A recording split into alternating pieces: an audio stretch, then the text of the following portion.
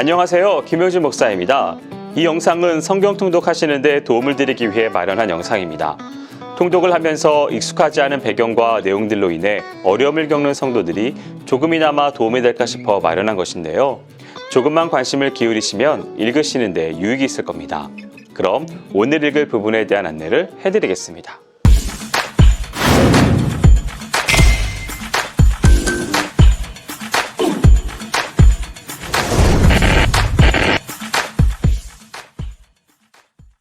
오늘 읽을 본문은 레위기 8장에서 10장까지입니다.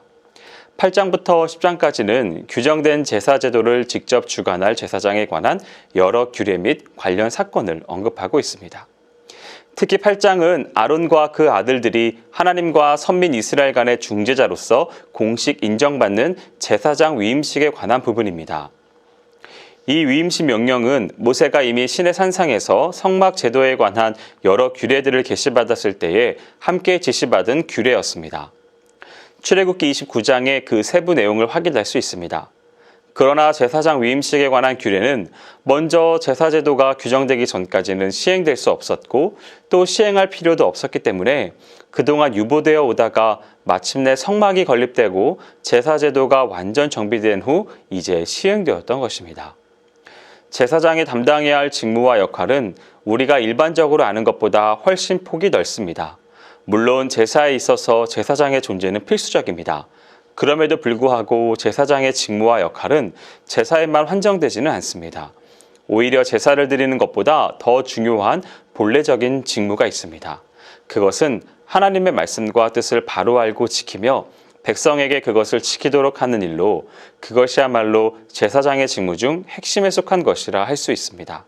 7일 동안에 걸친 제사장의 위임식에 대해 언급하고 있는 8장에 이어 본장에서는 7일간의 제사장 위임식이 끝난 바로 그 다음날 아론과 그 아들들이 성별된 제사장의 자격으로 자신들과 이스라엘 모든 백성을 위해 드리는 첫 제사에 관해 구체적으로 언급하고 있습니다.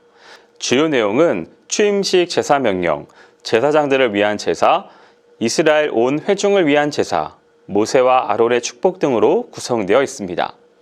9장은 하나님께 첫 번째 제사를 드린 것을 묘사했다는 점에서 중요합니다. 이 첫 제사에서 아론은 이스라엘 온 회중의 정결을 위해 속죄제, 번제, 소제 및 화목제를 드렸습니다. 이때 하나님께서는 하늘로부터 직접 불을 내려 아론이 드린 첫 제사를 기쁘게 연락하셨습니다.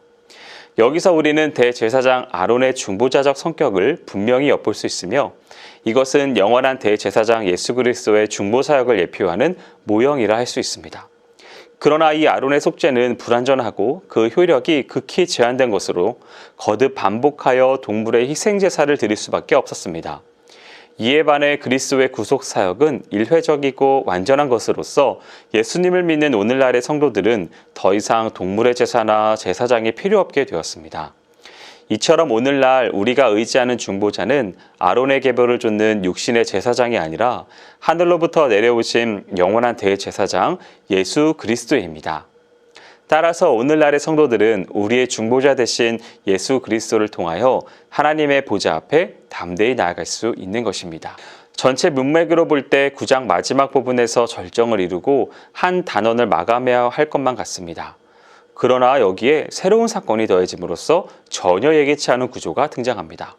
본장에서는 지금까지의 수년적인 과정이 순간 정지되고 파란의 잔물결이 일어납니다. 10장의 서두는 아론의 두 아들 나답과 아비후가 하나님의 명령을 불순종함으로써 그분의 직접적인 형벌을 받아 죽임을 당하는 장면입니다. 형벌을 당한 원인은 분분하지만 결론적으로 나답과 아비후의 행위는 하나님을 가장 경외해야 할 제사장이 하나님의 신성과 거룩성을 모독했고 신앙의 순수성을 변질 부패시키는 죄악으로 하나님의 징벌을 샀다는 것입니다. 우리가 하나님을 섬길 때에는 그분이 지시하시는 방법에 대해서 전적으로 순종할 때에 가능합니다. 하나님께 속하지 않은 지혜, 능력, 성품 등은 결과적으로 하나님의 일을 하는데 방해가 되며 덕을 세울 수 없습니다. 이는 결국 하나님께서는 외적인 격식보다 신령과 진정으로 드리는 순수한 예배를 더욱 기뻐하심을 알 수 있습니다. 하나님께서 레위기에 제시한 5가지 제사, 즉 번제, 소제, 화목제, 속제제, 속건제 중에서 그 제물들의 일부가 제사장의 몫이 되고 그것을 거룩한 장소에서 먹게 하셨습니다. 제사장이 먹을 음식에 대하여 지극히 거룩한이라는 최상의 형용사를 붙입니다. 이는 제사장들이 거룩한 음식을 먹는 의식이 제사의 존속을 위한 중대한 일임을 강조하는 것입니다.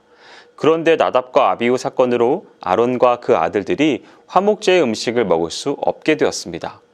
이로 인한 문제가 발생했다가 모세가 이해하기까지의 모습이 12절부터 20절에 나타납니다. 이는 제사장들의 거룩성이 중요함과 그것이 미치는 파장에 대해 이해할 수 있는 단서를 제공합니다. 여기까지 레위기 8장에서 10장까지 성경 통독을 하실 때 도움이 될 만한 내용을 전해드렸습니다. 혹시 이 외에 질문이 있으시거나 나누고 싶은 이야기가 있으시면 밴드나 댓글로 달아주시면 필요한 도움을 드리겠습니다. 그럼 내일 다시 만나도록 하겠습니다. 통독 화이팅 하세요!